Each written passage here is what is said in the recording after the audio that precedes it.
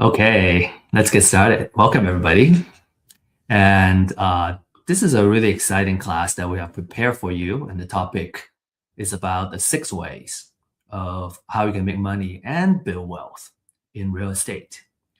Now, usually the folks that are interested in this class and are in the audience today you're here because number one, you're interested in real estate as an asset class. In fact, it's a great asset class, right? It's something that you can feel and touch. That's all what we always say in terms of real estate. It's not like a virtual type of asset, and it has great potential for appreciation, depending on your strategy, of course. And we're going to talk about the different strategies where how you can make it appreciate and make it a great asset to own. Now, real estate investment is also a great vehicle to grow and secure your financial future too. And that's what we're talking about in terms of wealth building. And so, congratulations for being here and really taking control of your financial future and your financial security. Now, let's get started. Now, we're all here because we know that real estate investments can be a very lucrative business, right? If we know how to do it, that's the most important thing. You can lose money too. So how can we kind of avoid all the pitfalls and make sure that it will stay lucrative for us? Right? You probably personally know somebody who has invested in real estate and made big profits or have built a substantial wealth over time. In fact, we're working with someone right now that has built a close to 100 property portfolio, and she's sitting on a lot of equity right now. So how do we get into this game, right? We're gonna spend the next hour learning about the different ways we can play this game and how we can really excel in it. Now, to just kind of show you, what success may look like, here are a couple of success stories. And obviously, every deal is different, every case is different, and some of these are kind of outsized profits as well. So it's certainly not representative of what an average deal may look like. But these are some of the deals our clients have sent us, and they're kind of impressive. So we want to show it here. All right, so this is a deal where the investor made $46,500. Okay, and then we got a couple more too. Like these are even bigger. Every deal is a little bit bigger. This one is quite a bit bigger. $85,610 profit. Okay, and then here's another one, right? $88,862 profit. So if you do it right, if you know what you're doing, you can make quite a bit of profits. So naturally, the question is, how can I work deals like this? How can I find these deals? How can I work the deals? And how can I structure the deal so I can make this amount of profit? And how can I make money? So we're gonna answer those questions in this webinar, especially kind of the first half of our class today. We're gonna talk about how you can make money, right? The money-making techniques. And then we're going to dive into a little more advanced, which is the wealth building portion of it. All right. So I hope you're excited and you're kind of ready to go, and you're taking notes, right? So our promise to you is that at the end of this class, you're going to understand the top 3 money-making techniques and also the wealth building techniques using real estate investments as a vehicle. And typically, this class is for new investors looking to get started. And I would say the wealth building part can be a little bit advanced, because it has to do with tax laws as well. And so if you have been investing for a while and you kind of see the wealth building piece, it could be new for you also. So make sure you take good notes and write down any questions you have. And you can either ask it on the chat here, or you can join us at our weekly office hours and ask those questions live.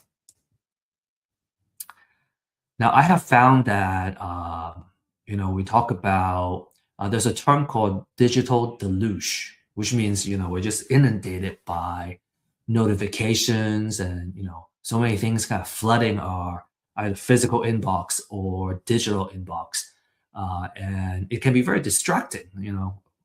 I have tried multitasking, and that is just not something that's very effective for me personally. And I have found that I learn much better if I turn off my distractions and I'm really focused on just kind of one thing, being present and do one thing. And I feel I feel like I gain more from my time as well. So, it's about how can we effectively use our time and get the most out of it instead of trying to do too many things and, we never do one thing well, right? It's about doing one thing really, really well. So, with that said, our suggestion would be to really kind of focus, right, and take good notes on an important class like this, and use the chat too. You can use the chat to connect with your fellow audience, fellow classmates, and you can also save the chat, so you can save everyone's contact information. So I highly recommend that you use the chat as a way to network, right, and as a way to uh, gain the most out of this session, right, the next hour, and really make an effort to connect for coffee, for example, after the class, and make quality connections. Quick disclaimer, this class is for educational purposes only, right? Some of the examples we have is maybe real case, right? As what I just shared with you earlier. Some are simplified examples, so it's easier to kind of follow the math and really understand how the deals work. And so keep in mind of that. Always do your due diligence, right? Whenever it comes time to analyze and make an investment decision. And we don't offer investment, financial, or legal advice. This is just for educational purposes only. Always do your due diligence. So, quick story, background about myself. I have, as I grow our company, Real Estate IQ, which focuses on helping investors find deals and also find success in real estate and using real estate as a vehicle to build wealth.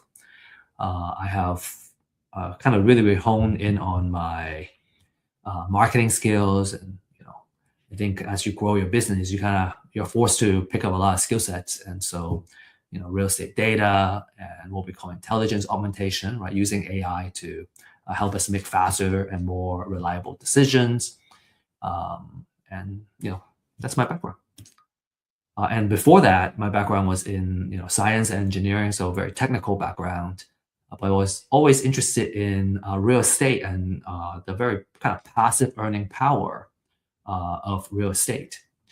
And what I learned over time is that there's actually ways you can make income very quickly as well in real estate. So kind of both kind of active, right, active income and passive income, and the wealth building factors of it really piqued my interest in real estate investments, and that's why I'm here today. Kind of spreading the language, spreading the belief, I guess. And I had this struggle, and I still see kind of a lack of information and good data, good knowledge out there. And I think it has improved, and that's what Real Estate IQ is all about.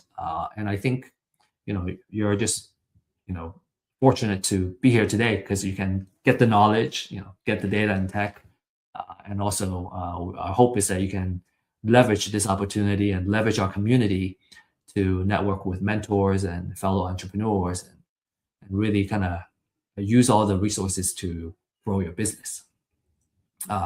Because of all this struggle, as we were kind of learning about real estate investments and kind of doing the deals, we have built Real Estate IQ to address these issues, these problems, right?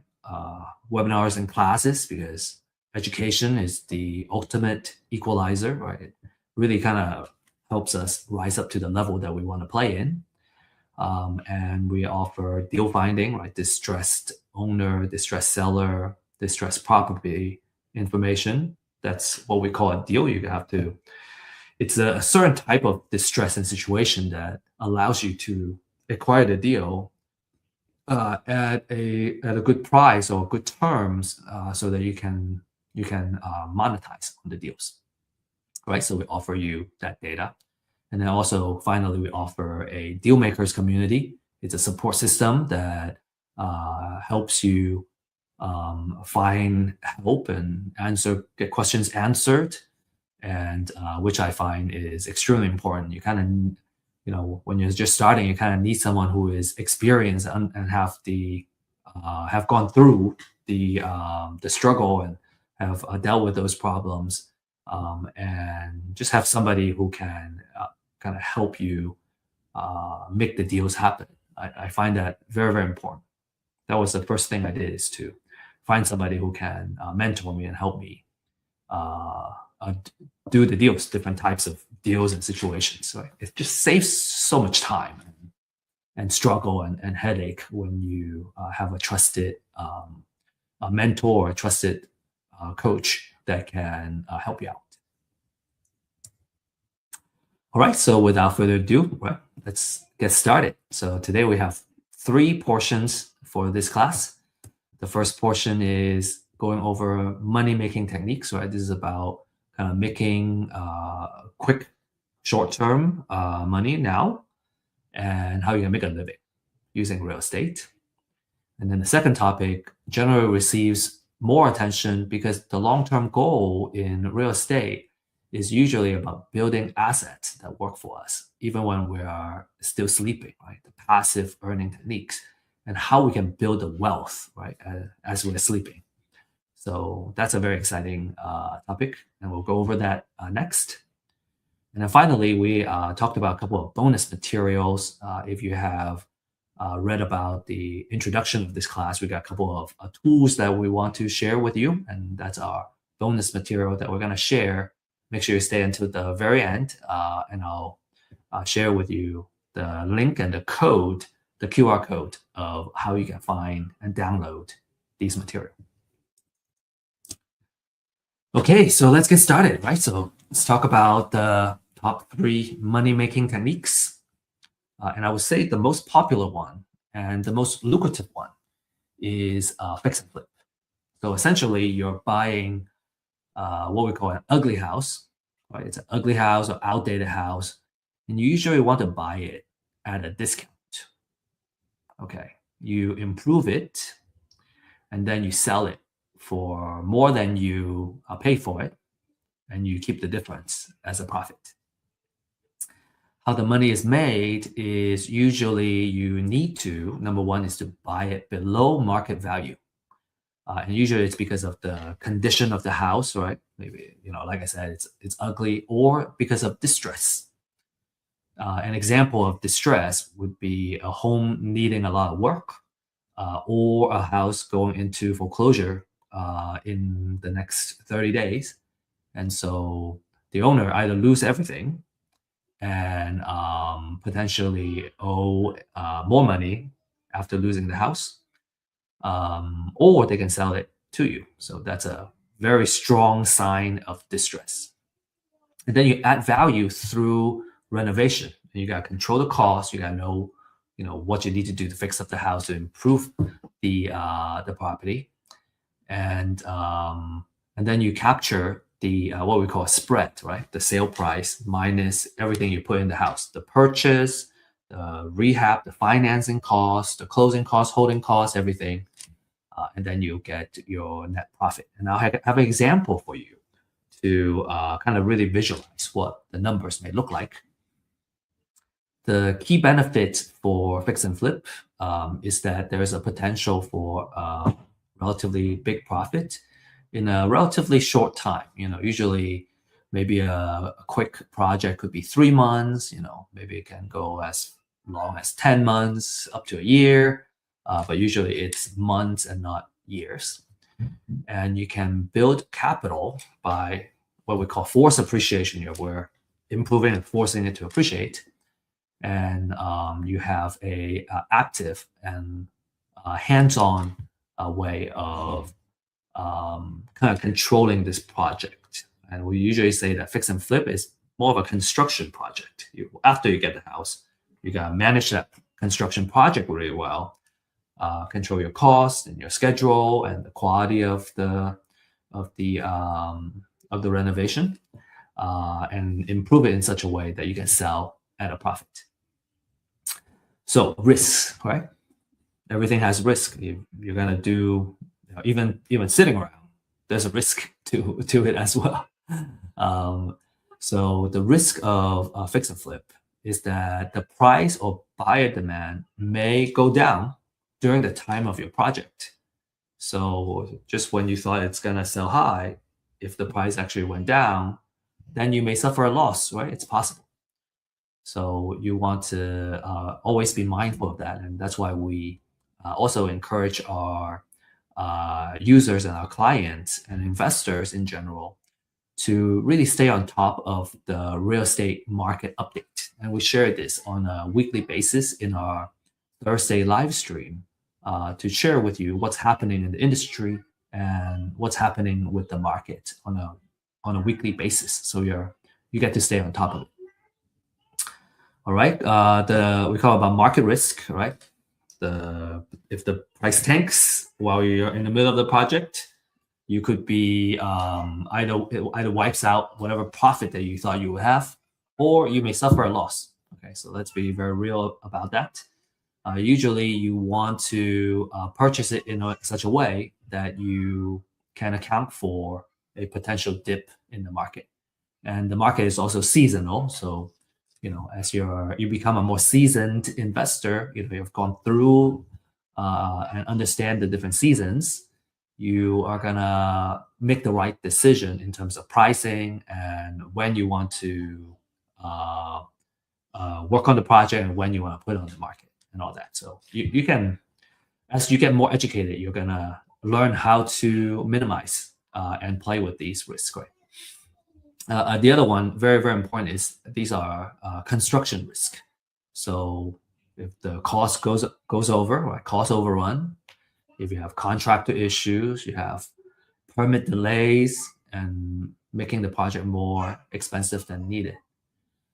We do have a fix and flip workshop that you can purchase and attend, and I highly recommend that before you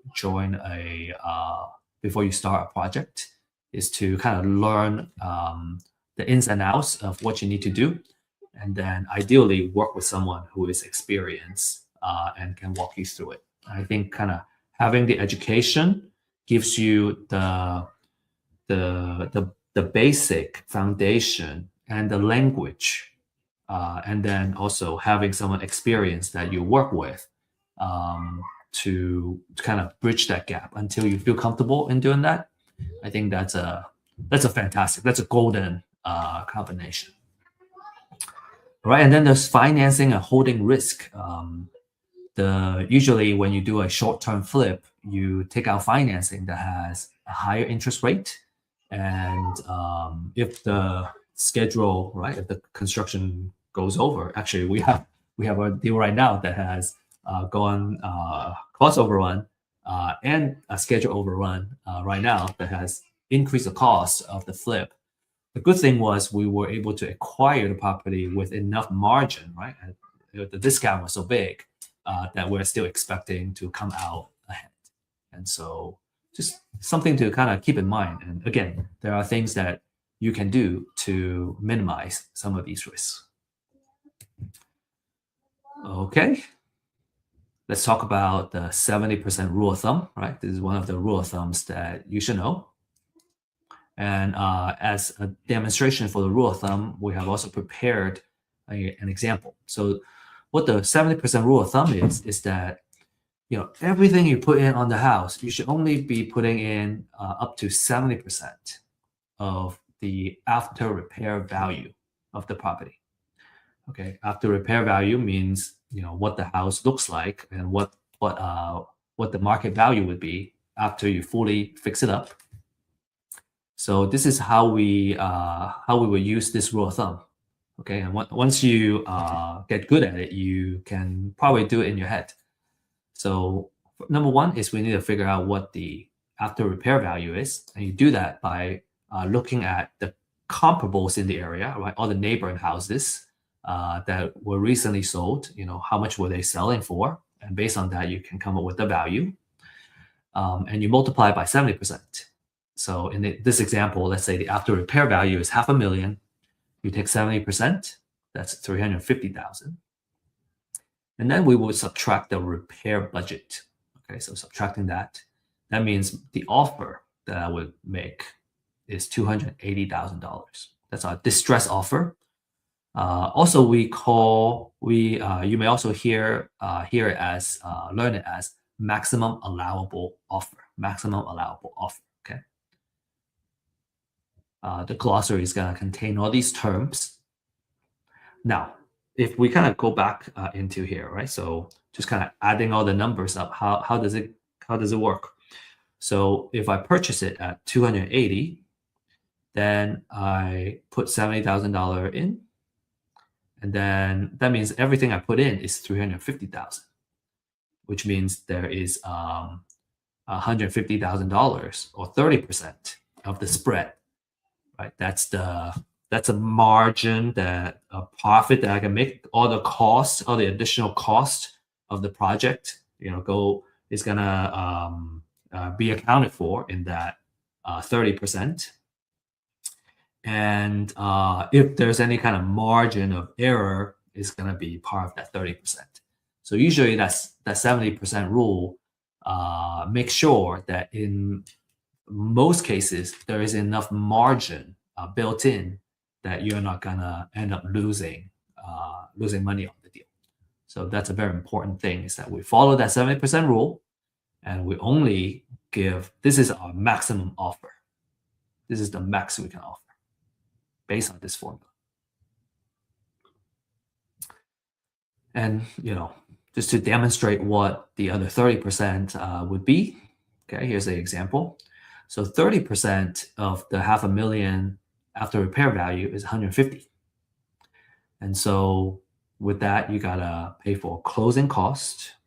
There is holding costs, right? Insurance, electricity, utilities,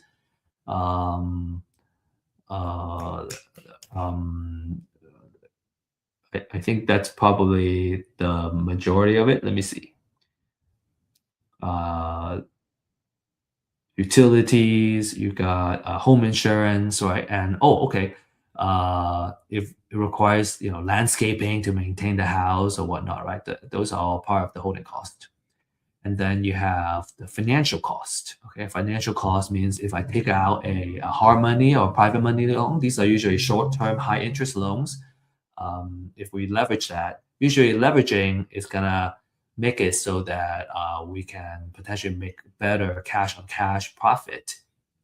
And so some people may decide to use their own funds, but in this case, in real estate investments, people usually leverage a short-term loan, high-interest kind of lender to help with the purchase and the rehab of the property.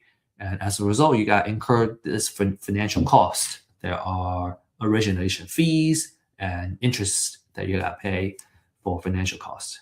Now, as you can see, even if you account for that, you are subtracting all of those costs, you can still make, in this case, $90,000 of profit. That's still a really nice sized profit, considering that you just need to find a deal, right? You get financing. You probably need a little bit of capital and liquidity in your bank account in order to qualify for the short-term high-interest loan. Lenders usually want to see that you have liquidity in your bank, even if they are funding 100% of the deal. So typically, you're going to need a little bit of capital to play the fix and flip game. What else? In the fix and flip business, you are in the construction. business, right? You're managing this project, you're managing contractors, you're managing the budget, you're managing the schedule, what needs to be done to fix up all that. So cost overruns and project delays can eat into your profit. Okay. If you have any questions on fix and flip, any comments, we'd love to see it. Okay, next is wholesaling.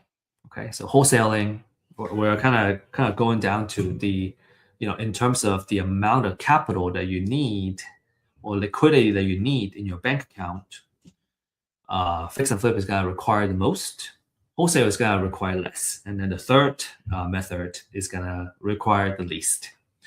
So in terms of wholesale, what you do is that you find a distressed seller, right? And you secure the property under contract. Okay, so it's a signed contract.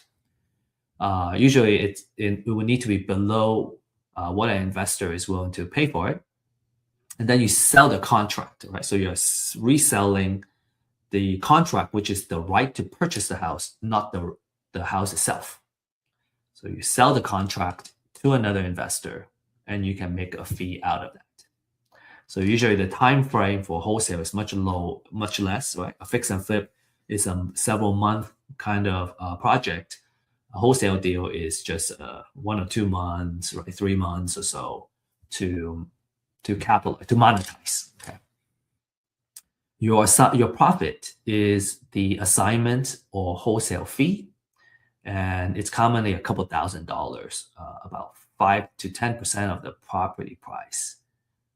Of course, it depends on the deal size as well. So the key benefit for wholesale is that it requires a low capital entry. All right, you can get started with very little money. You just need to pay for the marketing. All right, usually what you need is a list of distressed sellers or distressed properties that you can do outreach to, and then you got also pay for the marketing. You should have a marketing budget, right, as a wholesaling business. And you also need some earnest money to put the house under contract as well. There is no rehab or long holding period like fix and flip, so you avoid the construction and the kind of time risk. The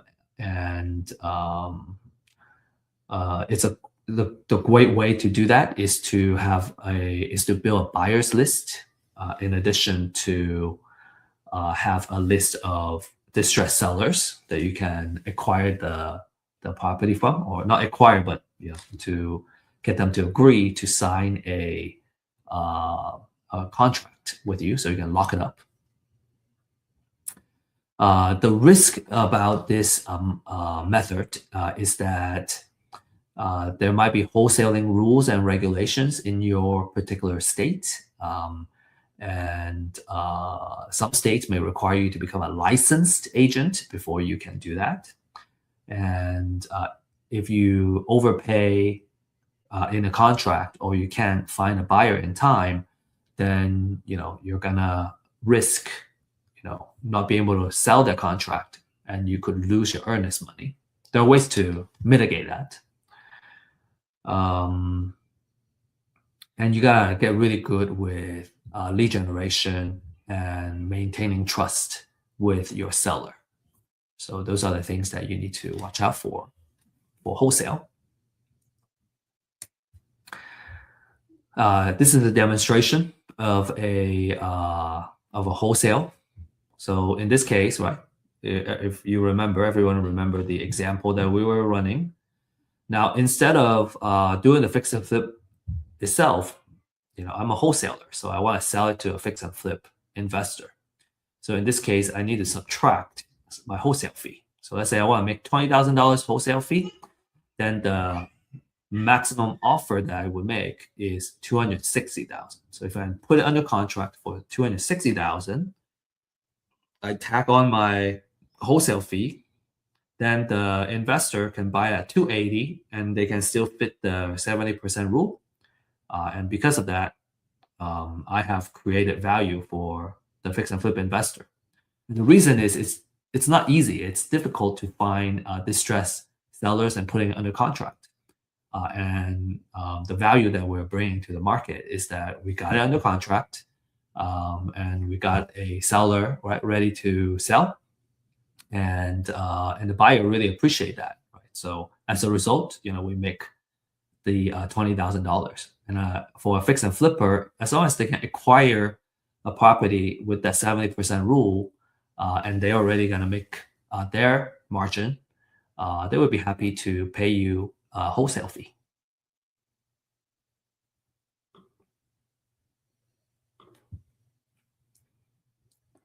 Cool. The third technique is called bird dogging.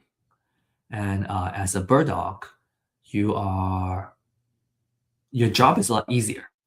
Okay, you just need to look for motivated sellers or distressed or undervalued property. So you could be kind of driving around and you can see a house that's abandoned. And what you would do is you want to figure out who the seller is and get a hold of the seller. In that case, if it's a abandoned house, and the owner, you can reach the owner. Usually, they will want to sell if you can help them to sell the house, and then you don't need to put it under contract. You just need to get the information, pass it on to either an investor or wholesaler that can put it under contract for you. So how you can get paid as a bird dog is you would either kind of get paid a flat fee for every deal that's closed, right? That's called finder's fee. Typically, you can probably make at least $500 at least per deal. If the deal size is bigger, you can get it. You can get a bigger finder's fee usually, and so typically it's a flat fee. I see a lot of flat fees, $500 to $2,000, up to $2,000 per deal, and or a percentage of the profit. You can negotiate like something like that with the investor. Usually it would need to be like a fix and flip deal that they can exit. So payment usually happens at closing or right after closing, when the investor finishes when the whole transaction is done. And usually as a bird dog, it's recommended that you request to get paid at closing. It's the easiest. So in this case, you want to make sure you make an agreement with an investor that when you bring them the deal and they close it, they're gonna get you paid. So the difference between bird dogging and wholesaling, right? So what's the difference?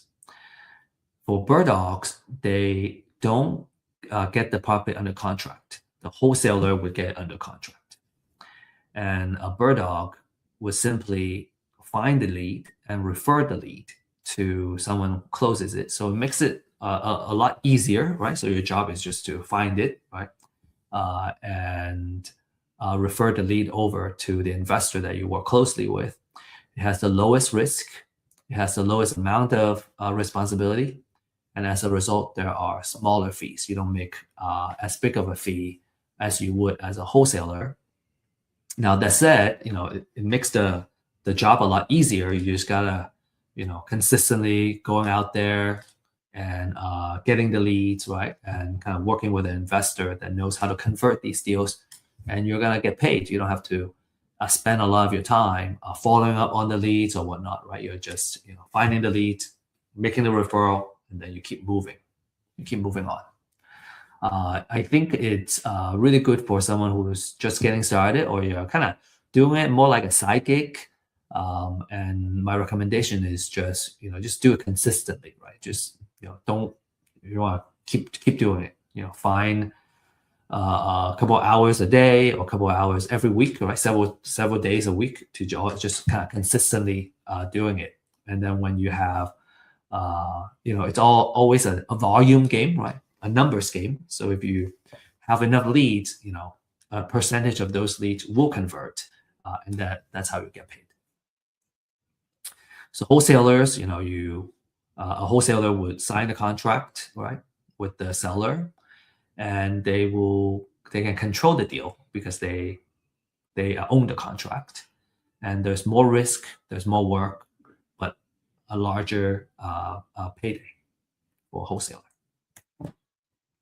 Cool. So as a mini recap for this first segment, fix and flip, you're gonna have a biggest payday out of these top three techniques.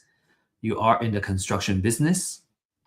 You are taking more risk, right? You got to hold the property for longer. There's more expenses. You have to manage the project. You have market risk. You have construction risk. A wholesaler, you're in marketing and deal finding business, right? Your risk is lower. You can make the money a little bit faster because you're gonna put in a contract. You find a seller, and when the deal closes, you're gonna get paid. The skill is on how you can find deeply discounted deals that are ready to put them under contract.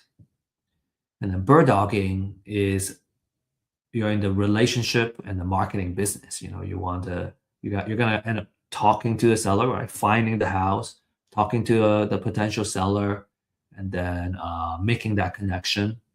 So it's about consistently bringing the deals to serious buyers. You want to make sure that you have a investor, or it's usually an investor buyer that's gonna take your leads and work those leads consistently for you.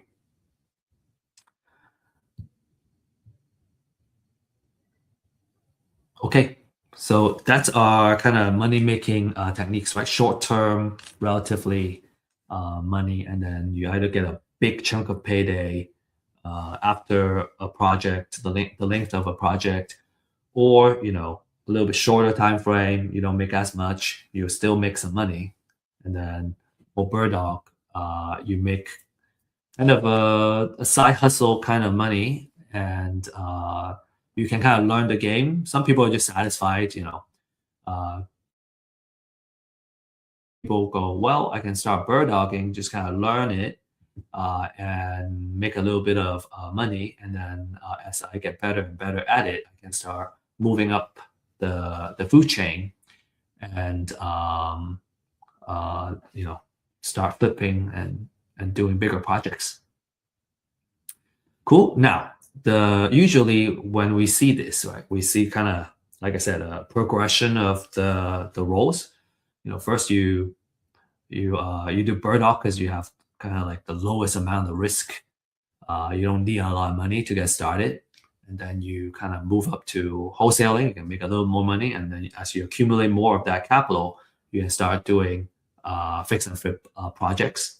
And then this is kind of lead into our next segment is when you're starting to do fix and flip, you can start getting a big chunk of capital. So what are you gonna do? You're gonna just spend it? Well, no. Usually you invest it, right? You either invest it in other asset classes, or you can invest it in real estate as an asset class in the form of a rental property. And that's kind of what we're gonna talk about as one of our wealth building techniques. Cool. We're going to talk about the 3 wealth building techniques. Okay, so the first step is buy and hold. So you buy usually a pretty solid rental property, right? You put a good tenant in it, right? And you let them help you pay down the mortgage. They're gonna pay you rent every month, and you subtract after all the expenses that includes mortgage. Ideally, you have the leftover, so you have a monthly cash flow every month to as the owner of the property, in addition to the mortgage being paid down. So over time, mortgage gets paid down, you're building up equity, and every month you're getting a small cash flow. So it's a way of kind of building wealth and making money a little bit trickle at a time. You're not making a big chunk at a time, but you are slowly building that wealth. plenty of examples of properties, especially in the beginning. You probably have a smaller cash flow, but over time, as the rental lease number goes up in the area, you're going to be able to increase your monthly rent also. I think on average, our rental properties, we're aiming for 300 to 500 per door to start. Usually, if it's break even, we're pretty good. But usually, kind of if you have a little bit of cash flow, then you have some margin for maintenance costs and anything like that, and you kind of build up that your piggy bank with that monthly cash flow. So it's always very nice to have. Okay, so you want to look for good, solid rental properties. So for buy and hold, this is another rule of thumb. Okay, it's called a 1% rule of thumb. And what that means is that your monthly rent should be 1% of how much you put into the house. So let's say in this case, if you got to do it kind of in reverse, because what we can know is what the rent would be. And you do that by running a comparative market analysis, figuring out how much the average rent is kind of going for similar houses in the area. So in this case, let's say the monthly rent is $2,500. Then with that 1%, I multiply by 100. So the most I would put out to acquire this house is 250,000, because that 1% is here. And that 1% is gonna make it so that I always make a cash flow. Okay, so we want to follow that 1% relatively religiously, especially when you're just starting out. So if there is repair, we subtract the repair, and then my maximum allowable offer, or my distress offer, is 230,000. Okay, if I buy at 230, I fix it up with 20K, my total all in is 250, and I rent it out for that 1%, I'm good. That's what that 1% is about. Okay, so let's break down that 1%. Okay, how does it really make sure that we cover our all our expenses and make sure it brings me a cash flow? So this is an idealized, right, example. This, we can. I think if you're interested in real life examples, we can probably do it on a one-on-one basis or in our office hours. So let's say this is in this example, right, $2,500 a month. You have mortgage, which is principal and interest. Okay, relatively, it's like around this number, 1,200. The property taxes, insurance. If there's HOA, there's HOA, and then you should always have a small budget for maintenance of the house. After you subtract everything, you would make a monthly cash flow. Okay, so in this example, 575 is a pretty good number, or almost $600 to start, and that's just for one property. So as a landlord, this is how much money I would make in one house, right? And that's relatively pretty passive income. If I manage it myself, if I hire a property manager, which we usually do, some of that there would be additional expense, right, for the property manager, but I would still make a cash flow. Now, if every month I make this much, then I will be able to make and that's just one house. If I have 10 houses, then I would make almost $6,000 a month. And that would make it about $69,000 a year. So if you have 10 houses, that's a little bit better than median income in today's world. If I own 20 houses, then I'm kind of 2 or 3 times of the median income. I would make $138,000 a year, and that's a really good way of making sure the property is making money for you. Right, really good way to make money. And in buy and hold, you're in the landlord business, which means you're going to be working with a property manager to help you manage your property, or you directly deal with the tenants, and you got to deal with tenants and toilets, all these issues. Your attention is going to be focused on making sure all your properties are leased, right? Good occupancy rate, and they're generating cash flow on a consistent basis. So a couple of things that could be risky as a landlord is you have vacancy, high vacancy. In fact, we had a rental property that sat vacant for like 6 months. That really ate up our profits. In fact, we had to kind of keep the mortgage payments going, right? So that's a risk you want to be very cognizant of. Make sure you can reduce the vacancy, and then you want to have a good tenant quality so that they will keep your house well, and they will consistently pay you rent.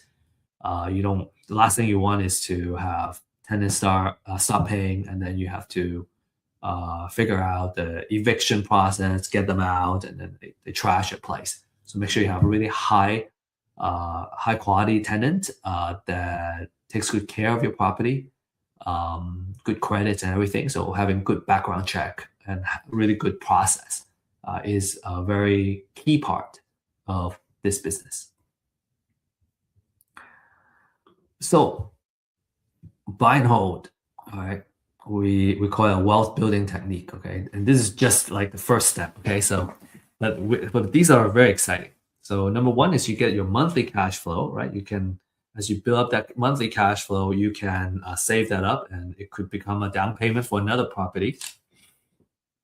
That's one. The second one is called appreciation. So there are two types of appreciation. One is naturally the house value goes up over time. And so that's what we call natural appreciation. We're not going to dive into why that happens and the kind of financial side of things, but let's just kind of take it as a given that there is a natural appreciation on the property. You can also do forced appreciation, where you, if you buy it at buy a house that requires repair, and then you fix it, you repair it, you can force it to appreciate. And then there is tax savings such as depreciation and interest write-off, operating expense write-off. And then finally, because every month you're paying the mortgage and you're paying down the principal, so you're building up that equity. So there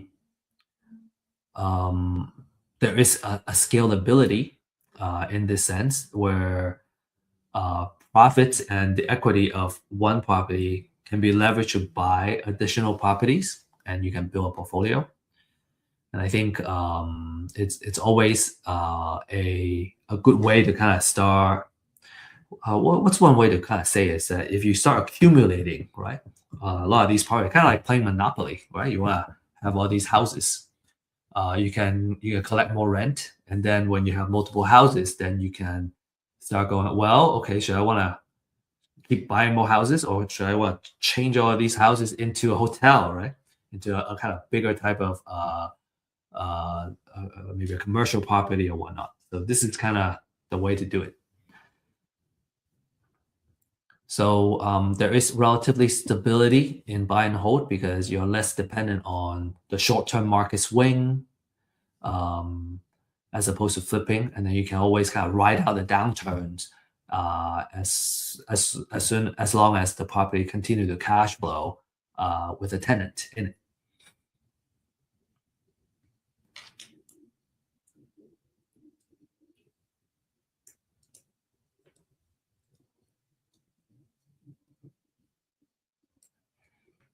So, in terms of risk, I talk about bad tenants, poor screening. I talk about vacancy can hurt your cash flow, and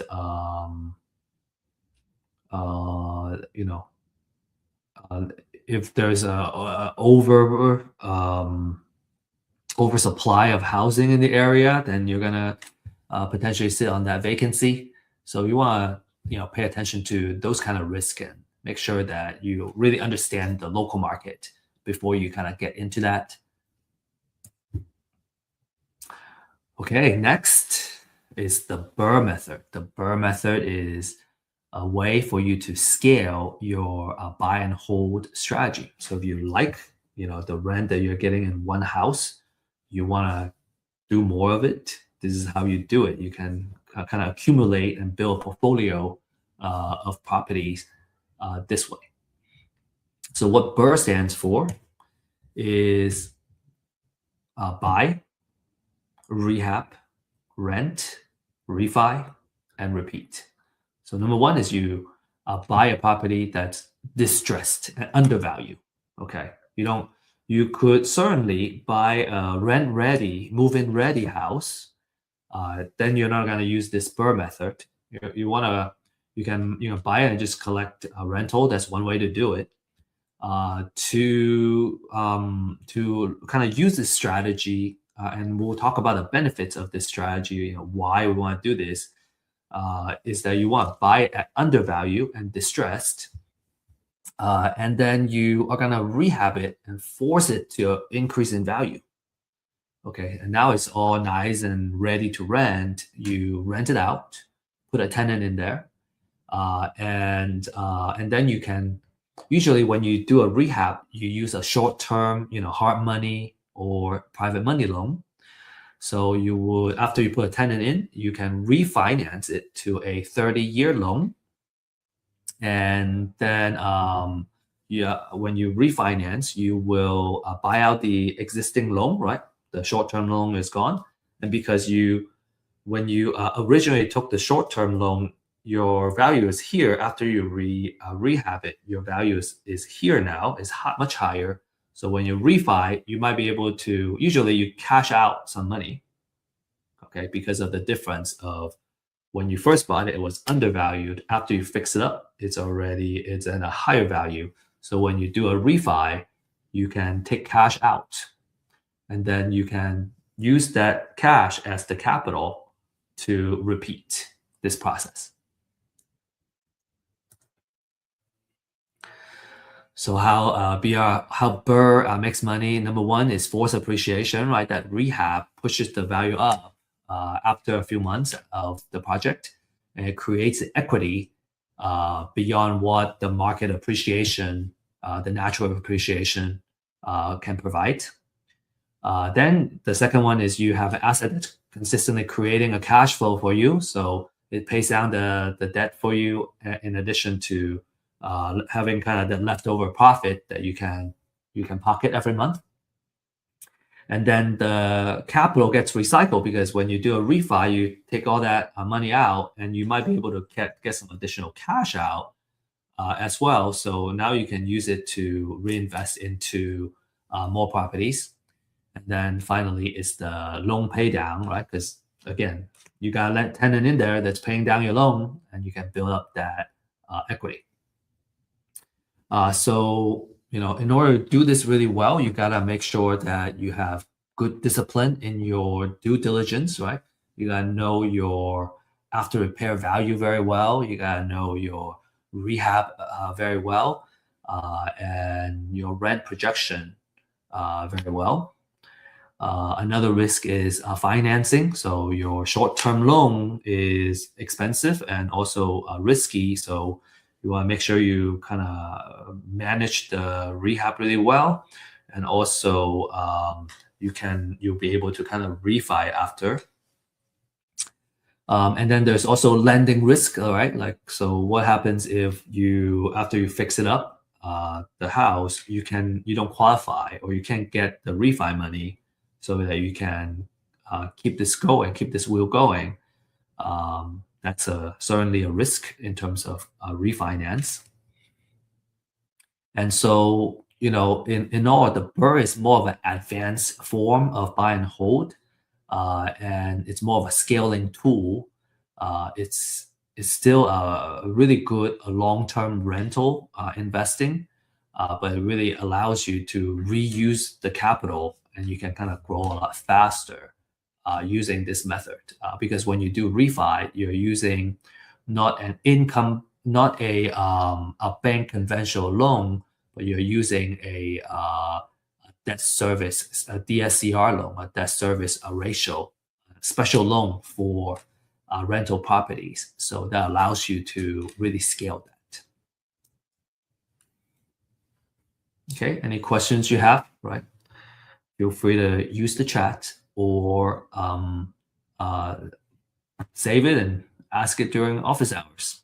We welcome it either way. Okay. Now let's talk about another step, right? Let's take this BRRRR step further, and then I'll have a really nice example to really kind of show and demonstrate to you, how to put all this together and how it works. This is super exciting. Okay, the third idea, the third I guess strategy is called buy, borrow, die. And in our Thursday live stream, John actually taught this in one of our sessions. He can explain it much, much better than me, but I want to really highlight the key points, right? So for buy, borrow, and die, this is what you do.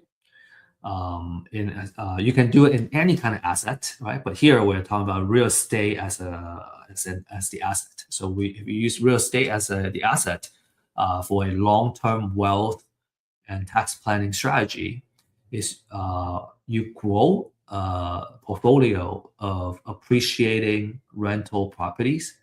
You can borrow against the equity as the value goes up. You borrow against the equity. And then you let your heirs inherit those properties.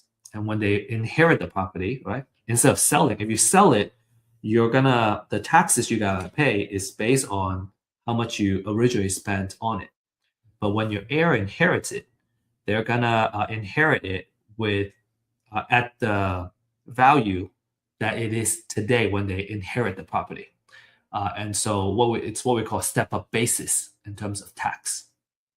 So it's a really awesome way to minimize capital gains tax, and when you use it's a combination. It's a strategy that uses appreciation in real estate, cash flow, and the lending flexibility to provide money that you can spend during your life, and also deferring or avoiding the tax bill that comes from selling. Because when you sell, you incur capital gains tax. So it's a very advanced strategy, right?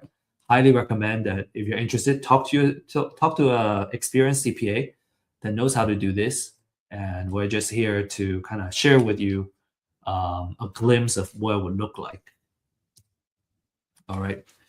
So this is how we do it. The buy, borrow, die. So number one is you buy, right? You accumulate all this real estate. So let's say you have on a small scale, you have one or two properties, but on a bigger scale, you would have a portfolio of say 20 properties, 60 properties, 100 properties, right? And now you have a really good base for that equity growth over time. And anytime there's a economic cycle, the real estate value goes up. And so you have that pure equity. So once you get that equity built up, you can now borrow against the equity. You can take that cash out and you can use it to either pay for your lifestyle or buy new deals and other investments. And over time, you can, as long as you manage your leverage carefully with the cash flow that you can generate from this real estate, then you're going to be in a really good place, right? So make sure you kind of manage that risk, right? Which is why we say it's a more advanced strategy, because you really got to run your numbers and really make sure that you're not pulling too much equity and you're over leveraged, and then you're gonna end up losing your portfolio. So you want to make it, you want to do it in a very conservative way, and that's by running the numbers correctly. You can kind of borrow against it either through what we call cash out refi, or HELOC, or a portfolio loan, and investors have kind of used any and all of those methods. Maybe they take out a commercial loan that usually requires a refi after 5 years. Either way, you can do that and take the equity out. So now you have the money that you want to either spend or buy additional assets. And then when you die and pass the portfolio, The final step is about estate planning and tax treatment. When you die while still holding these properties, your heir will receive what we call a step-up basis to the current market value for those assets. And that's the current US tax laws right now. This step up is going to erase the capital gain that has built up during your lifetime, right? Your heir is going to get to enjoy that. And if they choose to keep the rentals, right, then they will get the step up basis. So if they choose to sell it later, they already got the step up, right? They're not going to have your basis when you bought it, but the basis when they inherit it. So even if it rises more over time, the capital gains tax that they have to pay is going to be much lower than if they had to use your cost basis. To further demonstrate this, I'm going to give you an example, like I said, to really kind of add clarity to it. So before I jump to the example, of putting everything together, just want to stress that this is a advanced, what we call hold forever strategy, and it assumes you're comfortable keeping the properties highly leveraged, right, and having estate planning kind of together to put this together. It works best for quality rentals in a strong location, so you can continue to kind of have that cash flow going on, and having a conservative leverage in place. Make sure that your professional team is kind of all working together to make sure that this works. And then another thing is that the tax laws can change. So buy, borrow, die as a framework may change over time when the tax laws change. So you always want to stay on top of what's happening with the tax law and the legal piece while you employ this strategy. The last remark, look, another kind of more advanced is on the taxes, right? So the size of your estate matters. At the time of this class, there is a federal estate and gift tax exemption. So it's the maximum is at $15 million per person, or roughly $30 million for a married couple. And it's usually taxed at 40%. So basically, if you have less than 15 million as an individual or 30 million as a married couple, then you can qualify for the exemption, right? What you pass down.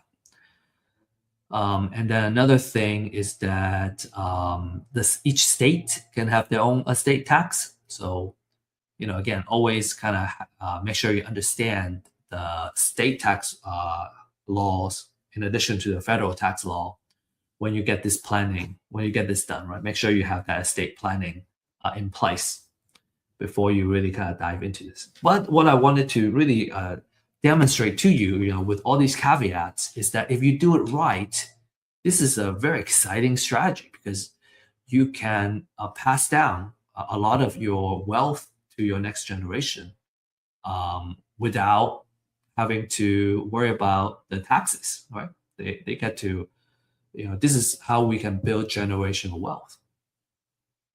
Okay, so to really fully demonstrate this, so let's take the next 5 minutes or so going over these next few slides. Okay, really demonstrate this. Okay, so phase one. Okay, I'm gonna buy a property at 80,000, and I'm buying at a really awesome discount because the after repair value is it's worth 200,000. So now this is because I have to rehab the property. Right? I really have to do a lot of work, put $80,000 in. So my total cost basis is 130,000 when I first put it in. So my cost basis is 130. I borrow all of this with a hard money, 11%, say. But I got it done, and then I have built an equity of 70,000. Right, so that's the difference between how much it's worth now and how much I put into it. I have $70,000 of equity. Okay. So that's the rehab kind of phase, right? Purchase and rehab. Now I rent it out. I'm gonna rent it out, and because the house is worth 200,000, I can take a 80% loan basically from the bank. So 80% of that is 160. And let's just say these are the terms: 30 years term, 70% interest rate, because the bank requires 20% equity, right? I'm gonna leave 40K equity in there, and I can take out $160,000 of the loan. So with that 160,000, I pay back my original loan, right? Because remember, this 130 was hard money. I pay that back, and now I pay all that back, and the difference is 30,000. So I have $30,000 that I kind of made, right? And it's tax free because it's a debt that I took out. And then I also benefit from having a reduced payment, right? My interest rate is lower. Okay, so it's 12%. The interest rate is actually 12%. All right, and then in addition to that, my house has an equity of 40,000. Okay, so I have 40,000 equity. I have $160,000 of the loan, and taking that loan out, it pays back the hard money original loan that I took out, and I took out 30,000, to spend or invest in another deal, and then every month I have reduced payment. Okay, so that's the next phase.